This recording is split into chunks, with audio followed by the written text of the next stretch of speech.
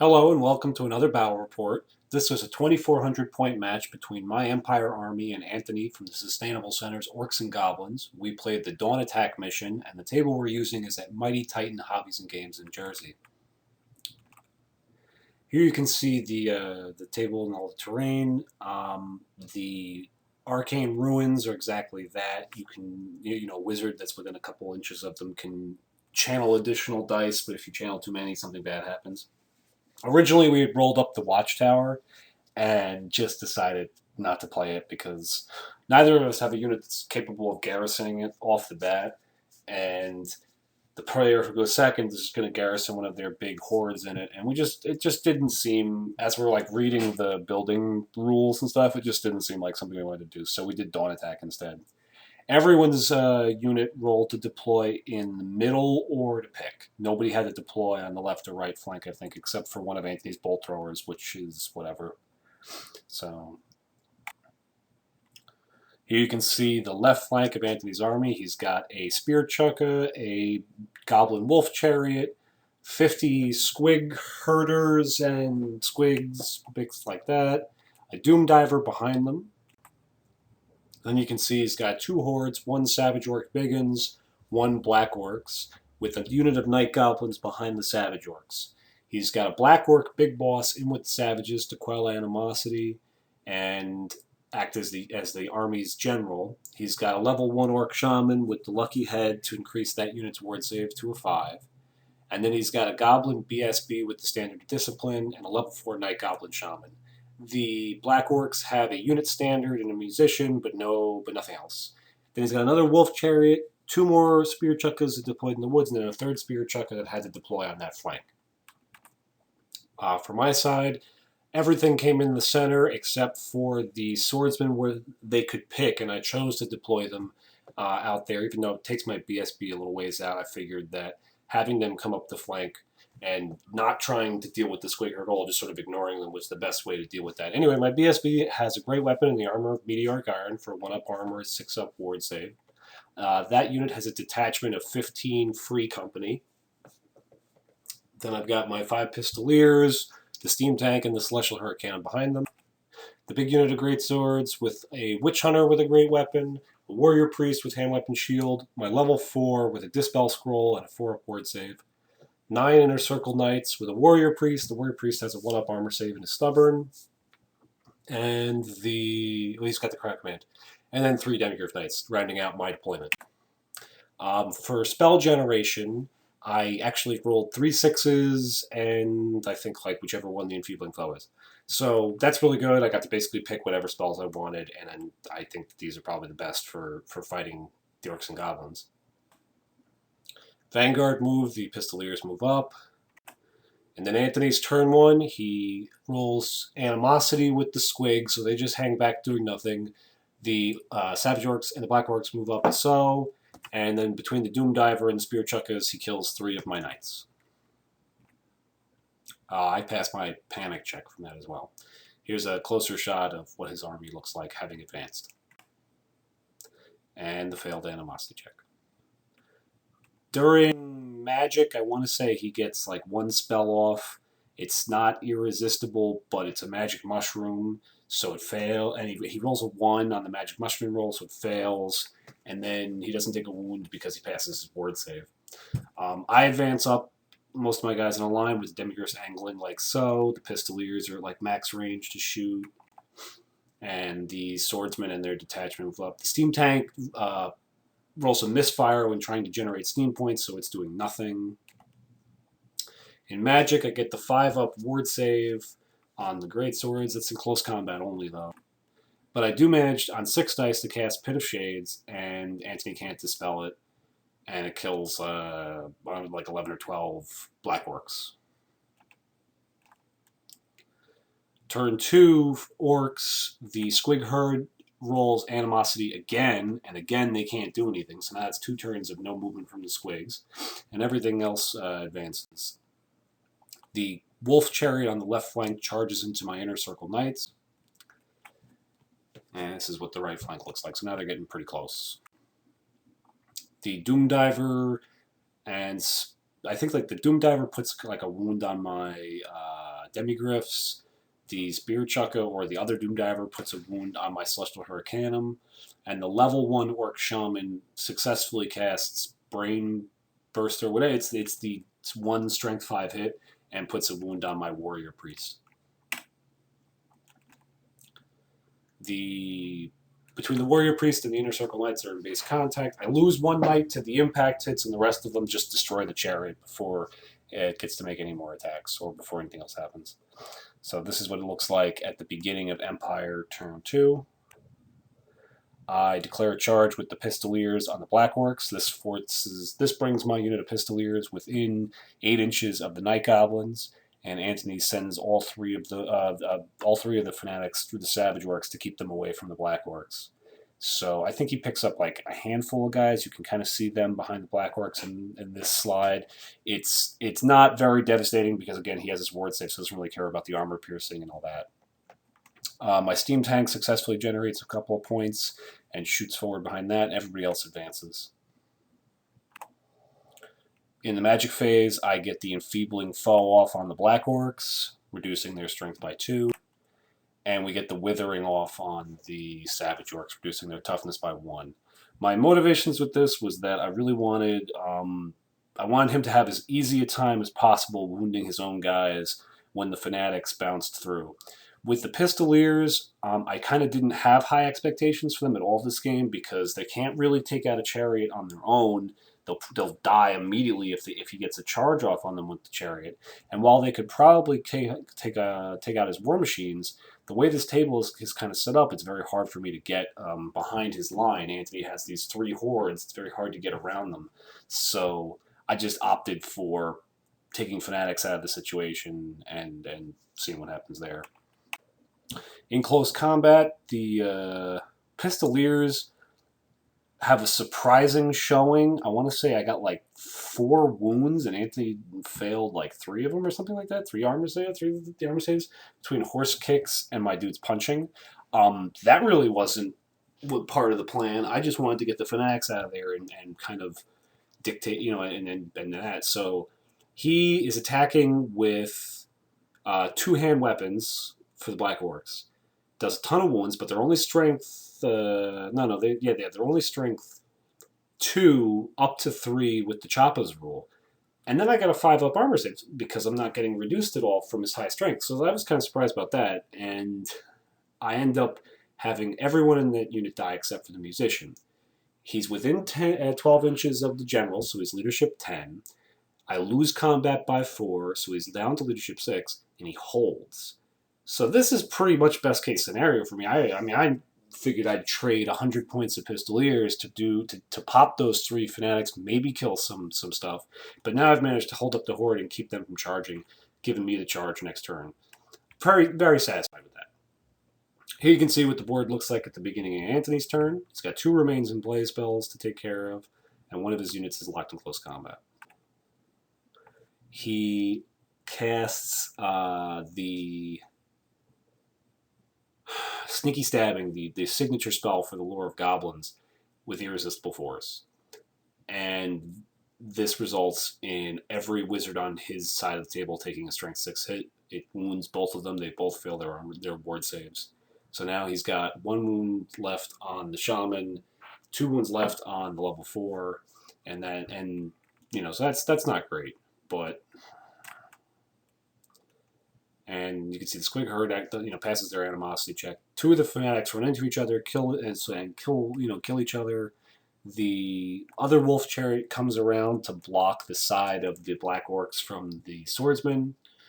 The Demigryphs, I think maybe this was the turn the Doom Diver landed on them. I forget. They take some wounds, and 1 Fanatic passes through the Savage Orcs again, but doesn't cause a lot of problems. Now this is kind of where I forgot to take a really good picture that would have explained what happened, but I'm going to recreate this scenario. In close combat, the Black Orcs kill the Pistoliers, and it goes to Empire turn.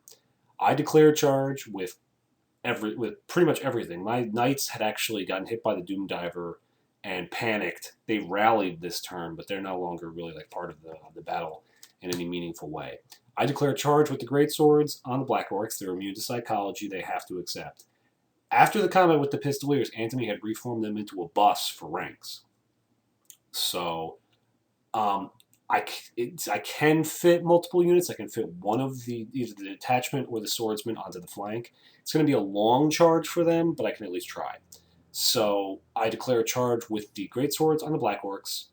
He has to hold his immune to psychology. I declare a charge with the swordsman on the wolf chariot that's blocking them. He flees, and the wolf chariot bounces through everything else and comes out behind the Doom Diver in the back. The Doom Diver actually passes his panic check as well. And then I declare a charge with the detachment on the Black Orcs. The Demigryphs charge into the Savage Orcs as well. They roll really low, so I can't put anybody in base contact with the Shaman to try and kill him, but I could put some attacks onto his general, the regular Orc Big Boss. The Steam Tank falls short of contacting the Savage Orcs. Getting into the Savage Orcs is really best case scenario for me because it's very durable and it'll just lock that unit in place. But so I resolve the Great Swords charge first. They make it. I then resolve the Swordsman's redirect onto the Black Orcs, and they fail it. And then I do the detachments charge. It's a little wonky because I have to wheel around the side of the... not wheel, I mean, like, I can't go straight into the flank. I have to impact the flank of their unit at a bit of a distance because the lip of the Greatswords unit extends past the bus of Black Orcs. This is where I really wish I took a picture. But they make the charge. They roll like an 11 or something, so they're definitely getting in, and they bring 15 guys into the flank of the Black Orcs. So this is anything's not really happy about this, but he'd already reformed for ranks, so they don't have shields, but maybe they can put enough combat res to the side on the Free Company who have just toughness 3, no armor. We'll see. What ends up happening in the magic phase, I only roll like 3 or 4 dice. I try to cast one of the shadow hexes so that I can teleport my BSB into the fight. He dispels it. I have 1 dice left. I use it to get the reroll failed wound rolls spell off on the greatswords. In close combat, I kill a ton of dudes. He kills 7 of the Free Company and a handful of greatswords, and he kills my Witch Hunter from that unit as well. But then when it comes to Always Strike Last, I kill, I want to say like 18 or 19. It was almost every single attack hit with Hatred and the Hurricanum, and then almost every single hit wounded between Strength 5 on Toughness 4 and the rerolls from the Hammer of Sigmar. So he's testing on Snake Eyes, fails, breaks from combat. I restrain and reform with the Greatswords, and I pursue with the Free Company. The Black Orcs get away, as you can see. They panic the Doom Diver when they flee through him this time, and he fails his panic check or whatever. And I don't catch them with the Free Company. So I have the Greatswords reformed to face the Demigryphs and the Savage Orcs. In close combat, I put 1 wound on the Black Orc Big Boss in that unit. Everything else is saved by his armor or ward save or whatever. And then the other ones just don't cause enough in any way to keep them in combat. And I think he kills like 2.5 Demigryphs worth of wounds just right off the bat, just because of all that volume of Strength 5 armor-piercing attacks. The Musician is all that's left in the Demigryph unit. It breaks, flees from combat, and the Savage Orcs test to restrain and reform, which I'm thinking about. They're frenzied. I don't even know if they can test, but I'll have to take a look at that. It doesn't really make a difference. They restrain and reform to face me. So here's what this looks like. I have 1 wound on the Warrior Priest from getting hit by a Brainburster earlier. He's got 1 wound on the Shaman and 1 wound on the General. You can see the Knights that have rallied, and yeah, it's just another shot. And here's what it looks like from Anthony's perspective with the fleeing Black Orcs from the Militia and the fleeing Wolf Chariot. So Orcs turn 4, he charges the Savage Orcs head on into the Greatswords, and I think that's it for charges. The Black Orcs do not rally and flee off the board. The Wolf Chariot does rally. He reforms with the Squigs into a bus formation. So we just turn the models on the side to face, because that unit is a ton of models to try and re-rank. So we're not going to bother. We're just going to turn them, and it's going to be squigs like however many ranks deep, like 6 or 7 ranks deep, instead of the way it is now. And here's what this looks like in the back. That Doom Diver can't shoot. I don't know what this picture is supposed to signify. Maybe it was showing that he got a spell off, or that a wound on the level 4. I forget. In close combat, he does a boatload of wounds with the Savage Orcs. He does 1 wound to my general. He kills my warrior priest. When it's all said and done, I have 27 attacks. Going back at the Savage Orcs, I probably hit with like in the high 20s of them, and then wound with every single one of them with the reroll. So the Savages lose combat by a ton, testing on Snake Eyes. They fail, they break, flee, are caught by the... I roll the pursuit rolls high enough to catch them and run them down, and it takes me into the flank of the Night Goblins. With that, Anthony basically just conceded, and I still have the steam tank and all that. I have a bunch of stuff that I could use to take care of the squig herd. So we didn't really feel like going any further. Plus, Anthony's been getting a little frustrated with the randomness of the Orcs and Goblins. There's a few things that I kind of glossed over during those middle turns. Anthony had the squig herd squabble twice back-to-back. And out of like the 3 or 4 magic phases, at least 3 of them were either ended by animosity on the Night Goblins, or by his dude eating a magic mushroom and having it be a bad one, and maybe not taking a wound, but it counts as a failed spell. And if you read the FAQ for the Orcs and Goblins, it also counts as breaking his concentration, and he can't cast any more spells. So, yeah, I mean, I was pretty happy with the way the Greatswords did, and the fact that he never really was able to get any of the magic spells off to support the army that he needed to. So yeah, here's a slightly more different picture, really the same, of the remainder of the Greatswords having overrun into the side of the Night Goblins. Pretty happy with it. With the deployment, Ant had to basically choose between trying to route his squig herd around that ruined tower, and then they failed animosity twice, so they really didn't have any part in the battle. His Doom Divers and his Spear Chuckers actually did pretty good. I guess they could do better, but I kind of figured that either my Demigryphs or my Inner Circle Knights wouldn't make it into the battle, and sure enough, I mean, he was able to pretty well kick the pants down, of the Inner Circle Knights. The Greatswords just did really, really well. They weren't hitting, like Black Orcs and Savage Orcs are not soft targets. They're weapon skill 4 and they're toughness 4. So I'm only hitting on 3s with the Hurricanum nearby, and I'm only wounding on 3s with strength 5. It just so happened that between Hatred and the Hammer of Sigmar, I was able to convert almost all of those into wounds.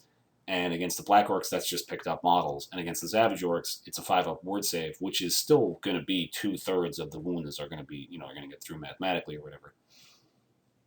I was very happy with the way the army did, but, at this point, I'd almost like to see, I don't want to say, I don't want to lose or anything like that, but it's not quite the same when your opponent is always getting kind of hamstrung by stuff like, I rolled a 1, guess my level 4 wizard doesn't get to participate in this turn. Like, that's incredibly frustrating. You pay a lot of points for a Lord choice that has a chance to not work. And I don't know what the answer is. Maybe it's to take a regular Goblin Shaman, or maybe to like a level 4 Orc Shaman. I don't really know. I'm sure Anthony's going to go working on it. I know he's made a video discussing army generation. I mean, I don't feel like my army is very overpowered. Even in the second combat, he killed the Warrior Priest before they even got a chance to swing. The Warrior Priest only has like a 4-up armor save between heavy armor and a shield. He's not super durable. And at 2,400 points, I really don't have a lot of room to squeeze in additional war gear, especially on my heroes to keep them safe. The heroes, I have a lot of heroes, and I can't spend a lot on each one of them because I can't really say when I'm making the list who will be in combat. Like my swordsman and the BSB didn't make it into combat at all. I was pretty happy with the way my magic went off. Shadow does pretty well for this army. I guess I should probably try Light or Life, because both Light and Life synergize really well. Additional protection will let my guys last longer, and if I just make them tough to 7 with Life, then that's even better. But we'll see. Anyway, so this was 2,400 points, crushing victory for the Empire. I hope you guys enjoyed it, and have a good one.